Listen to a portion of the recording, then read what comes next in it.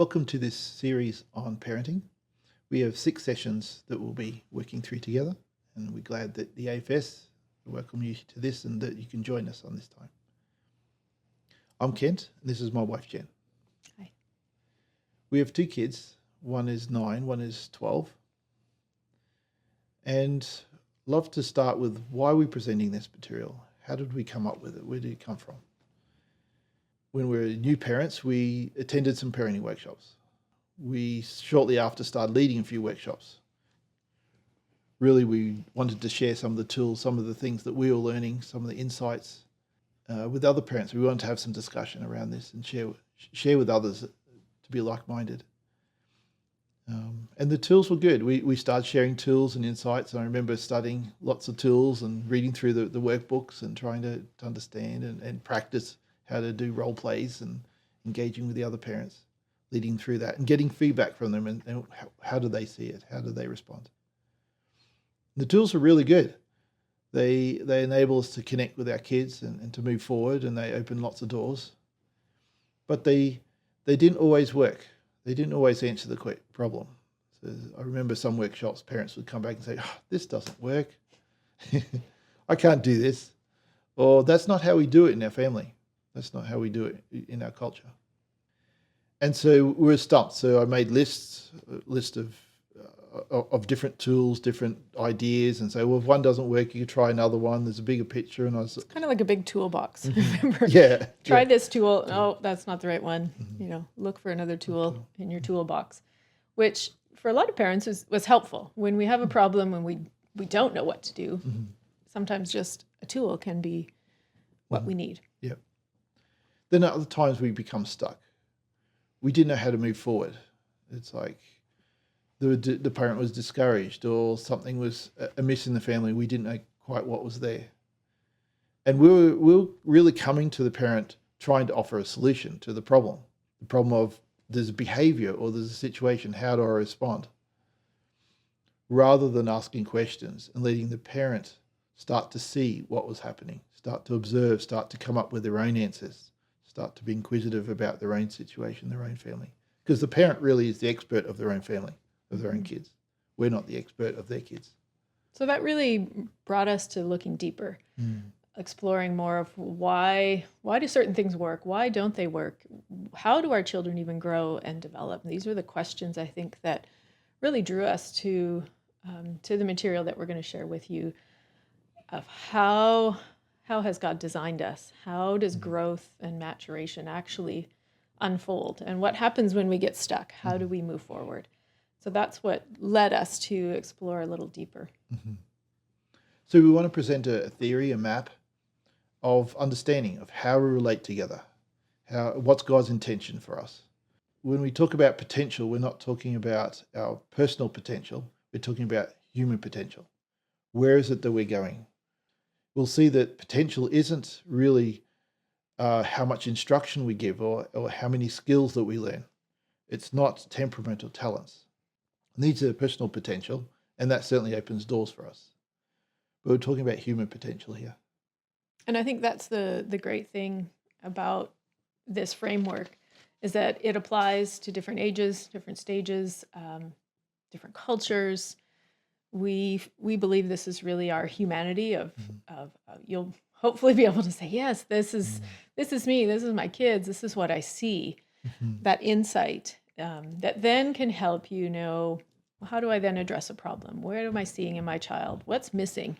How can I address that? And so that's what we trust we'll explore together, really that insight into the kind of the bigger picture. So human potential is capable of being a separate being, functioning separately, having your own ideas, venturing forth, having curiosity.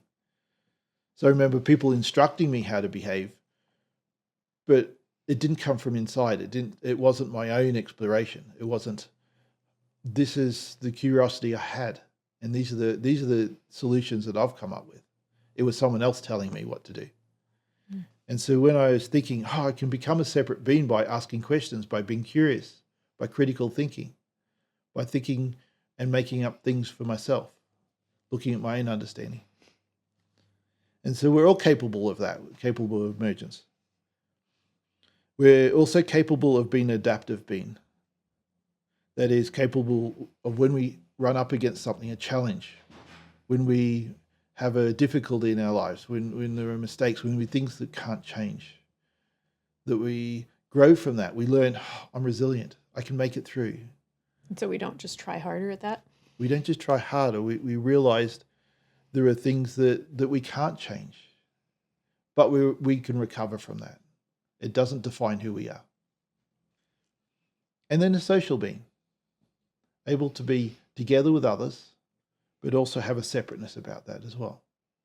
So unity without uniformity.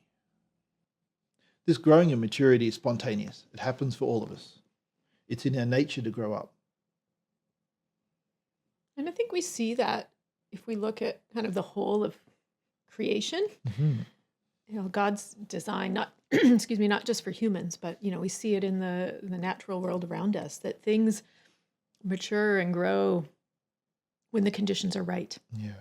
And that, excuse me, I think that was kind of a exciting thing for me as I looked at this. It's like, wow, this shows God's beautiful design, that when the conditions are, when a child is loved and safe and connected, these things just unfold naturally. And so we'll explore more of that together. But that was, I think for me, an exciting thing to realize, that we don't just try harder to grow up, that it unfolds. You mean naturally. I can't just say, "Jen, grow up"? Well, you can tell me, but I won't be able to necessarily follow through with that. Yeah. I remember my dad saying that to me lots. It says, Why don't you just grow up? grow up. Yeah. Yeah. What we mean by that is fit in better socially. Because Or follow what I want what for I you. want. Yeah. Rather than become your own person. This maturation is spontaneous, but it's not always inevitable. So we can get older, but we don't always grow up. So we get stuck in immature places in our lives. Yes. Yeah. And if we look at all learning problems or difficulties in behavior, it comes from a root of immaturity, a place of being stuck. And we'll explore that more as we go forward. So with this potential, there are 3 processes which these maturation can occur. And in this session, we're going to look at emergence. Emergence is where we differentiate. We become our own separate being. We find our own voice.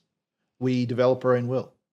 This is where we get to decide and think about, what do we desire? What do we hope for? What are our dreams? What are our preferences?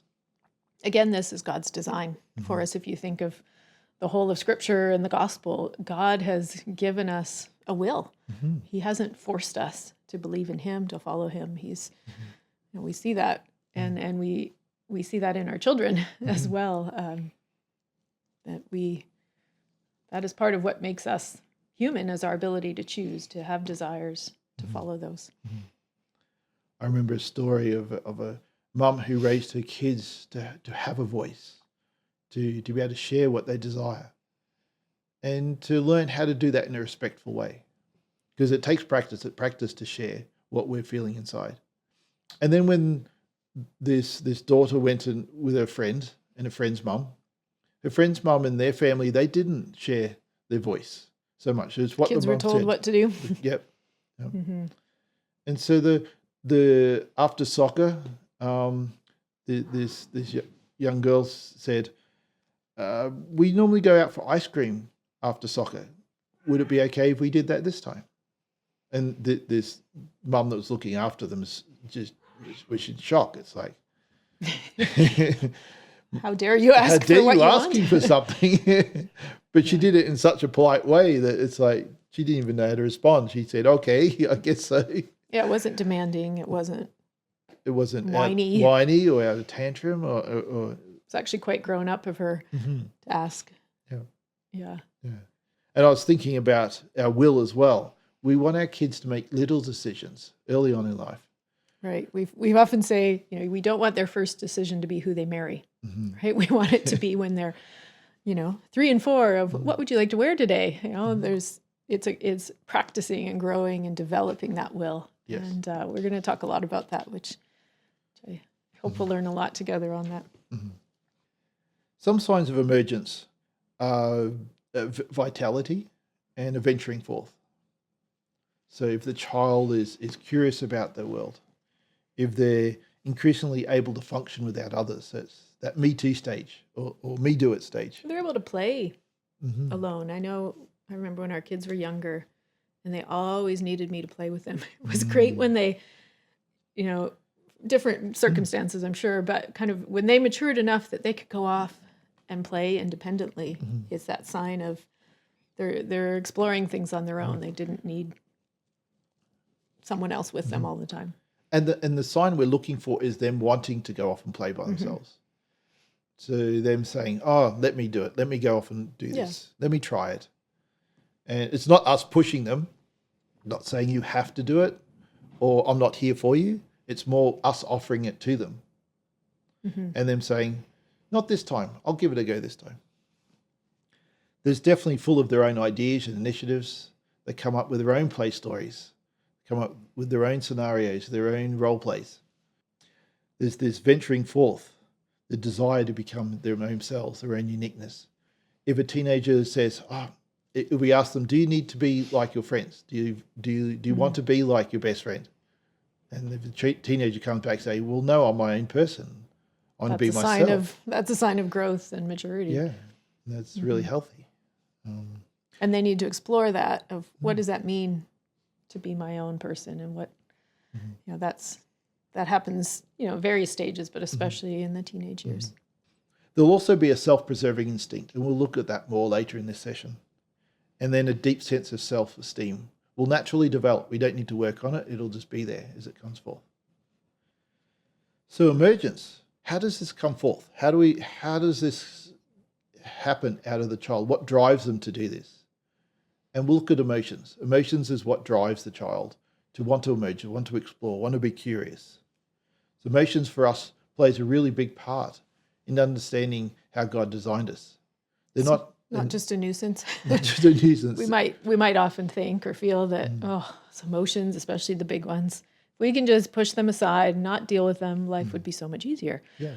Which might feel true, but God's design is that we have, we are a complex emotional being, and so we're going to talk a bit what that looks like. Even 95 to 98% of our behavior, really the problem behavior we identify, neuroscientists have found that this is emotions. So we need to understand why emotions are moving us. So what are emotions? Well, emotions are a natural response to our world. So we'll have sensory input and we'll have a response. And we don't think about it? We don't decide to have a certain response. It's like an instinct? Yes, it is an instinct. Yeah. So if someone comes up behind you and says claps or boos, right, I'm going to be startled. We're startled automatically. Yeah. So if we think of the startle response, that's an emotional response. The body is moved. We jump. Our heartbeat raises. We're ready to engage. They're subconscious. They happen to us, and they're not good or bad. So things like shame, it actually has a place. It actually is telling us something about our relationships, about the world around us. What about anger? Isn't that bad? The response, the behavior might be bad, the outcome might be bad, but the anger itself is saying there's something that isn't working. So we don't need to separate emotions into acceptable, not acceptable. It's more maybe the expression can often be harmful or... Yeah. But this leads us to the first law of emotions is they need to move. And talking about harmful or big emotions coming out in messy ways. But they actually need to be expressed. They need to be expressed. The emotion itself, the word E means outward, and motion means to move. So it's outward movement of ourselves. And that's from the Latin. These are not learnt. They're wired into our limbic system.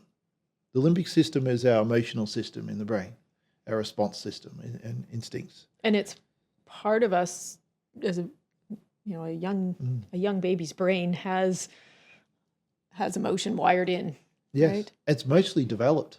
even at a very very young early age. So Well, of course, babies express things through their cries. They don't have the words to name their emotions, but they are certainly moved by feelings of hunger or fear or whatever. yep, or tired or Happiness. Yeah. yep. These emotions will often move a child into doing things that perhaps we don't like, that are very inconvenient for us, that get in our road of our plans, and so we might push against some of those emotions. There are other emotions we love to see in our children as well when they're optimistic or thrilled. I love the emotions of cuddly. Is that an emotion? Feeling pursuit or connection. That's definitely an emotion to connect with others. And babies have lots of those emotions to connect. For sure. Through their senses. Through their senses, through their eyes, through their touch. It's very easy to connect to a baby because they're being moved to connect to us. So we love some of the emotions, but some of the other ones we don't like so much. So we may push against a few of these emotions, especially the resentment, the anger, the sadness, the guilt, shame, the alarmed. So even when the child is hurt, it's like, oh, you're not hurt. You're okay. You're okay. My brother used to tell me that all the time when he wrestled me. You're not hurt. You're okay. we want to suppress those ones that we're not comfortable with.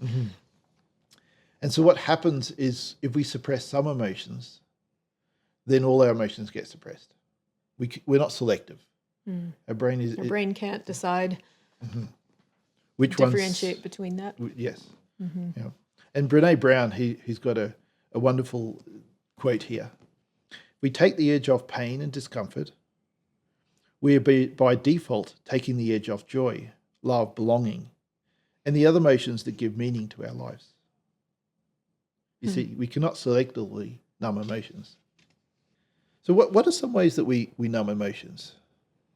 Well, for our children, I think we often tell them, don't cry. Don't be angry. Don't be mad. Don't be upset. You're not afraid. Right. Nothing to be afraid of. Nothing to be afraid. Yeah. Don't make such a fuss. Don't whine. Don't whine. Don't be bother. Yeah. Stop annoying me. Go away. And why do we do that? Because we want to get things done often, or we really, I think especially often in our Christian circles, we really think children should always be obedient and compliant. I was certainly raised that way. That was the expectation, that I would just do whatever was asked of me. And those certain emotions get in the way of that. Yeah. If we suppress some, we suppress all our emotions. That's one of the challenges and the results of suppression. Another one is they can be displaced. The emotions in the child, they might be compliant for us as the parent, but they'll come out against their sibling. They'll come out in frustration. Or even come out against themselves. And of that, Potentially, there could show up as anxiety or even self-harm, that inward displacement of emotions. Because they're subconscious, they're going to move somewhere. The second law, the second stage that we hope a child grows into is they start to feel and name these emotions. So emotions and feelings are different. Emotions are moving us. Feelings are our feedback system from our body. So we're actually identifying how we've been moved. We've been moved. Which then leads us to, that's why it's so important to allow them to move and move in the right way. Move towards in the present where they're going. Because then we can name them and then deal with them, and we can identify respond to them. The correct situation, the correct response. Once we name them, we can start to process those emotions, start to have some control. I was just thinking about Mr. Rogers, who, if you're aware of him, years ago did a lot of programs and work with children, and had a beautiful, gentle way of dealing with emotions, and often very difficult emotions with kids. But one of his quotes that he said was, "Whatever is mentionable is manageable," which is why he talked about hard things like loss and grief, or divorce when it happens in families. Like if we can't mention it, we can never manage it. Yes. We can't deal with it. No. So that's been a helpful reminder for me as I look at the emotions that are more uncomfortable for me. If we can mention it, then we can respond to it and work with it. And we're going to mention some of those emotions throughout this workshop, through this course. Some of those, we'll touch on some of them. There's a lot of emotions. There is a lot. We won't be able to cover very Feelings. many at all, but we'll touch a few of the big ones, and to try and make sense and normalize. Right. That's really helpful for kids to be able to normalize some of these emotions and talk about them. Shame and guilt, but not just what they are, but how when we feel them. Normalize that. Yeah, I feel that too. And this is how I respond. This is what it's communicating. It's okay to feel afraid. It is. It's okay to feel angry. Here's how we can work through it. Yeah. And we'll explore some more as we move forward. For all this reflection to happen, it takes time. It takes time and capacity. And it takes practice for that to grow. Especially, I think, finding words for our emotions. For some of us, that can be more difficult. If we've always responded, I feel good, bad, happy. We might not have a lot of language around what we're actually feeling. And we've heard Brene Brown in her research that we only feel as an adult 3 emotions. Really? Because we're so busy, our world is so chaotic, and we have so much to get done. We don't have time to really reflect on our feelings. There's so many spiritual practices about reflection, about actually taking time, being attentive to what's moving us inside. And this is this process of naming. For the tense emotions, these big emotions that we're starting to touch on, it takes longer for them to process. It might be 6, 7, 8 years of age, even later. Before they're able to really process what they're feeling. Yeah, process and even identify these feelings. Because they're just overwhelming. We first need to come. Right. So we can't expect our 2 and 3-year-old to really manage their big feelings, which is why it comes out in a messy way often. We've already mentioned that we're in a rush. We push against these emotions. And we do that by 3 ways. We push our kids into socialization, into situations where they haven't got time to reflect and think and process and even feel emotions. Certainly, they haven't got time for the emotions to move them. They've got to get along, they've got to be nice, they've got to fit in. It's all good things. It's great. When it's not too much socialization, yes. We push for independence. So we withdraw our presence. We withdraw our help. We say, you have to do it by yourself, and we're not here to help you anymore. And that gives a sense of insecurity. And that insecurity then suppresses their emotions.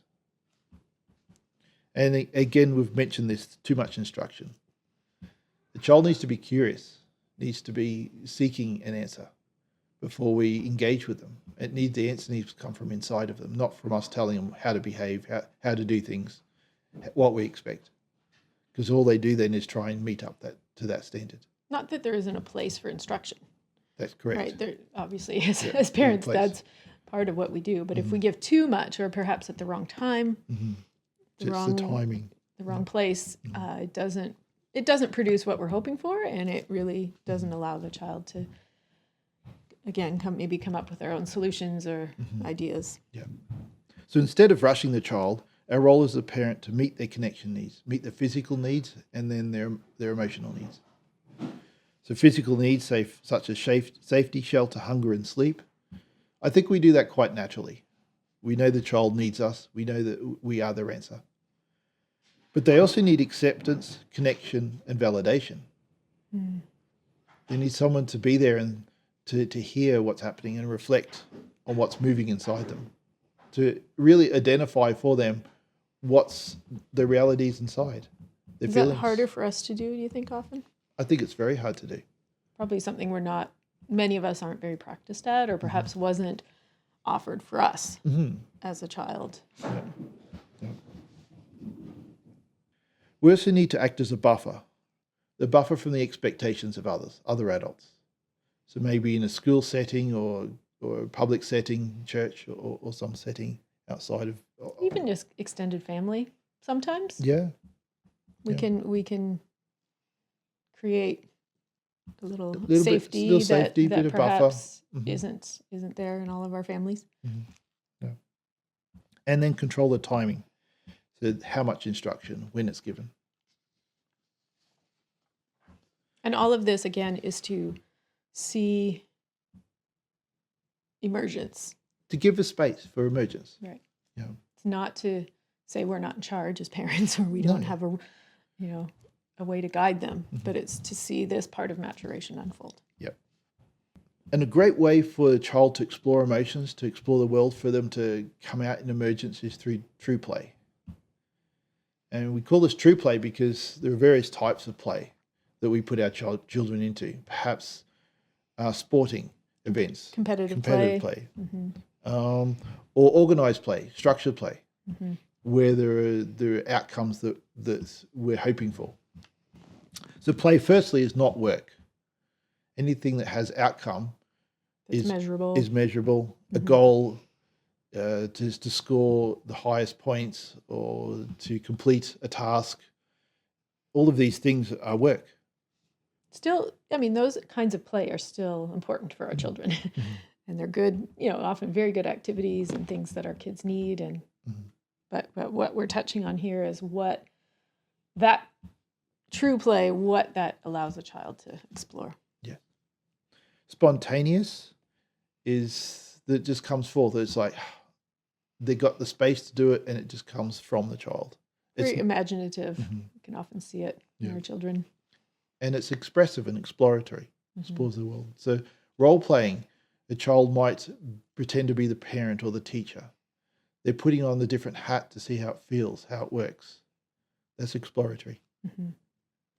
And I think this kind of play, parents, we often get in the way of, or we try to manage it, and organize it, but we need to let our kids really be free to have this kind of play that I think is often in perhaps our world today. It's harder for kids to find space to do this. We've so much organized their lives and their every part of their day that they don't have space for this kind of play. Yeah. So we want to provide a bounded space. So we're sharing, yes, there's structure, there's rules. It's not just chaos. Yes. But they can operate freely within that space. So we provide the implements. So if they want to do some artwork, we provide the implements, but we don't tell them how to use them. Yes, we may also have art classes and they're separate, but in this case, for free play, we let them just explore. And this is important, I think, at any age. Teenage years, we need lots of space for this. Even as adults, we need it. To be productive in work, to be creative, we actually need some time of mindlessness, of daydreaming. And play. Free. Exploration. Yeah, different ways that we can find that. Yeah. So Jesus, as an example, encouraged emergence. He asked lots of questions rather than always giving instructions. Sometimes he used to give instructions, but more often than not, he would answer a question with a question rather than saying, well, I have the answer. I know how to solve your problems for you. No, he's wanting us to think, to discover, for the answer to come from inside of us, because it's already there. I've just got a few questions here, just as examples, and they all seem to be about love or connection. This first one is: if you love those who love you, what reward will you get? Another one is: if you greet only your brothers, what are you doing more than others? And this third one here, I really like this, and he asked this several times. What is it that you want? It's really good, isn't it? It's an open question. I mean, Jesus knew their hearts, but in our example, like if we ask our child, what is it that you want? We don't necessarily know the answer. No. We're actually curious so that they can explore and be curious as well of what's moving them, what's inside of them. This emergence also leads to what we were talking about, a self-preserving instinct, a defense, a resistance. So it's an instinct. We don't decide I'm to do this. We don't decide to be strong-willed. We just You sure?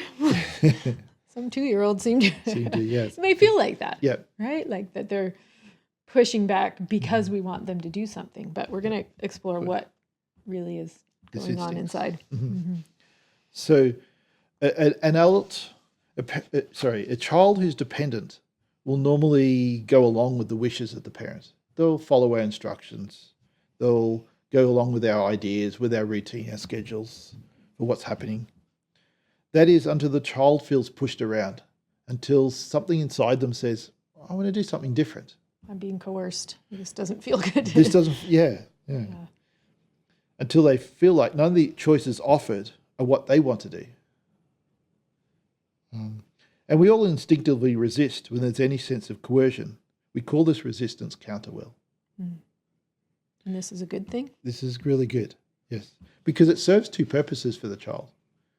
First purpose is it protects us from influence from outside attachments. So if we don't know somebody and they start giving us direction, we say, whoa, I don't know if you've got my best interests at heart, if you're thinking of my perspective.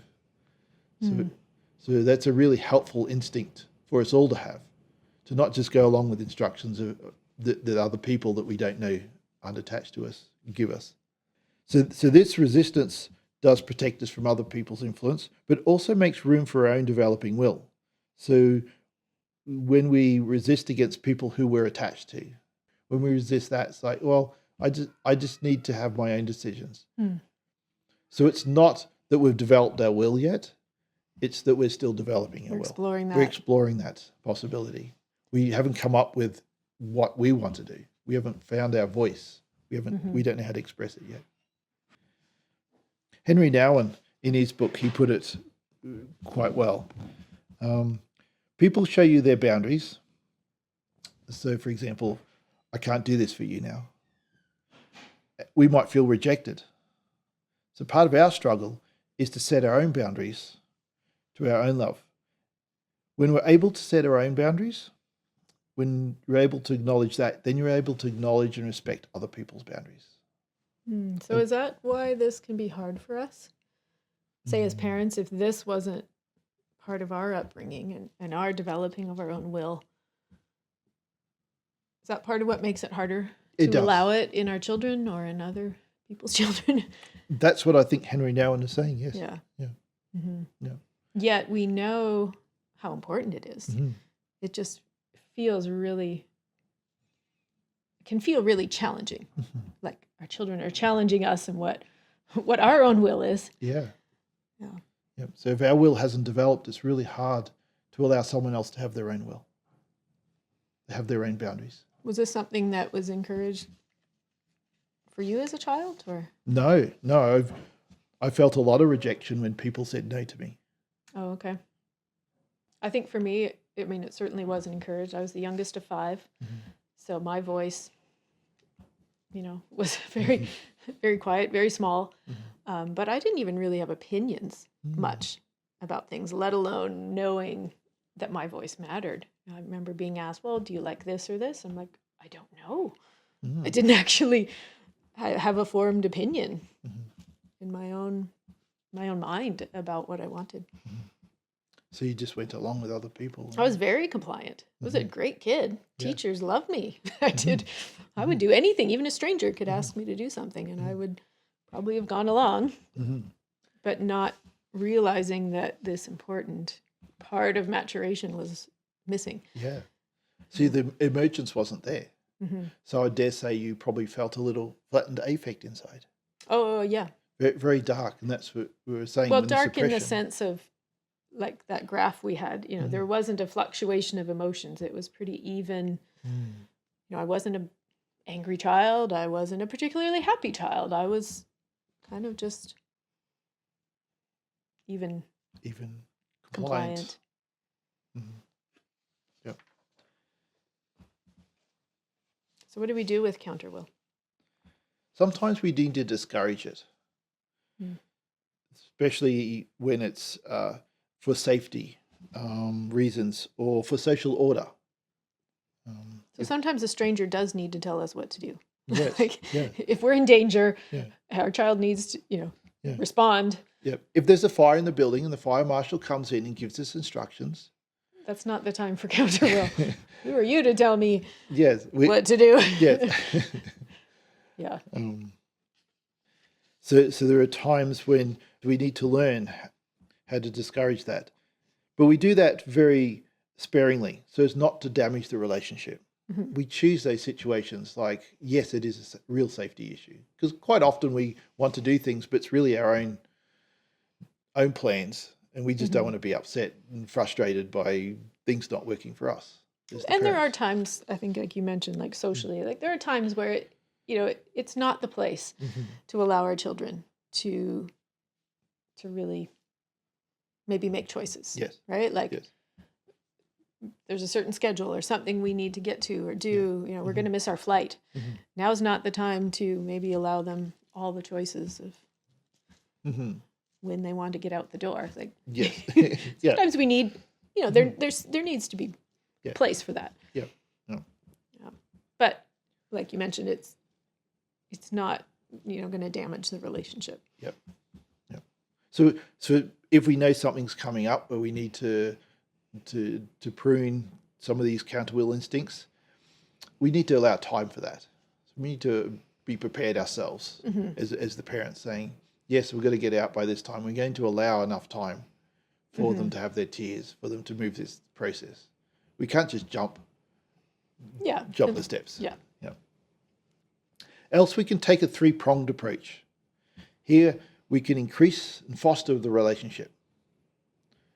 So rather than giving instructions, we come alongside, we connect before we direct. We give them bridging, we set the routine. There's all sorts of ways that we can build a relationship and help them to feel secure and We'll connected. be talking more about some of those things. We can give notice. We can notice the child, give opportunities to help, all those sorts of things. We can also reduce the coercion. As I was mentioning before, sometimes our choices and our desires are really just something we want to do. We haven't really thought about the whole family and how we're working together. And we can often, though, just push harder to get what we want. I remember feeling that at some points when the kids would push back. I would try to push harder. Yeah. It didn't usually go very well. No. So we can back off a little bit from that. And then maybe give them some choices, give them some space for emergence, give them opportunities. We talk about this later, but creating a yes environment so they feel free, like they can ask questions. They can engage. And that we're on their side. And then we're on their side, yes. I think that's especially important in the teenage years, where, as our teens explore and emerge, our first response might be like, well, no way you're going to take the car and go out with your friends. Well, what if yes, I'm on your side. I want you to do that. I want you to do this. Let's work out how that can happen. Yes. Yep. Yep. Or even just soliciting good intentions. That the child wants to do things for us, and that's the birthplace there of responsibility. So summary for this session, for emergence. For emergence to occur in a child, there needs to be two things. The connection needs to be met. The connection needs, their physical needs need to be met. So I like the way that we put this. Our unconditional invitation to exist in our presence. What does that look like? It sounds pretty serious. Unconditional. Like you are always my child. You are always part of this family. You are never going to do anything, say anything that will, when you think of God, that word unconditional, like that's how God loves us. I like the saying, big emotions are okay. That's a way of expressing this? This is one way that I feel to express this. Kind of that normalizing. Normalizing, yeah. Normalizing. And then maybe redirecting to an appropriate outward expression. Mm-hmm. The emotions are okay. The expression, let's find a way for that to come out. But their need for connection and Mm-hmm. love and safety is Always present. there. Mm-hmm. Yes, they might go off and slam the door. I can see that you need a time apart, need a break. When you're ready, I'm here for you. So you're always offering that. We'll talk about bridging the disconnect. And I think this is later hard on. because a lot of us didn't have possibly, as we worked with parents, a lot of us weren't, our parents weren't aware of emotions and need for connection. That wasn't part of how they were raised. And so I think this is sometimes even a big challenge for parents today. Mm-hmm. And enough space for them to venture forth. Mm-hmm. So an invitation to them to become their own person. So we talked about creative play. We talked about controlling the timing of instruction, buffer from expectations. Mm-hmm. And so all of this leads to that potential. The potential for this to unfold. Mm-hmm. And that's what we can give our children. Thank you for this session, and we'll join you in session 2.